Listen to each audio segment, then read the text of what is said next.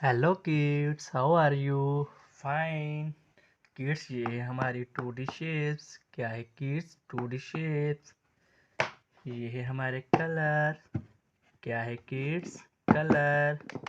सबसे पहले हम कलर के नेम सीख लेते हैं। किड्स, ये कौन सा कलर है? Red colour.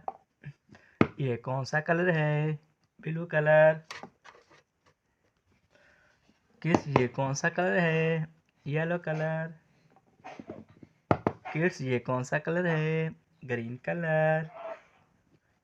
ये कौन सा कलर है? Pink colour.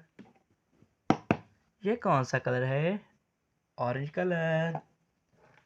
ये क्या है किड्स? Black marker. ये कौन सी शेप है? स्क्वायर। ये क्या है? सर्कल। ये क्या है? Right angle. ये क्या है? एरो। ये क्या है? स्टार। ये क्या है? ट्रायंगल।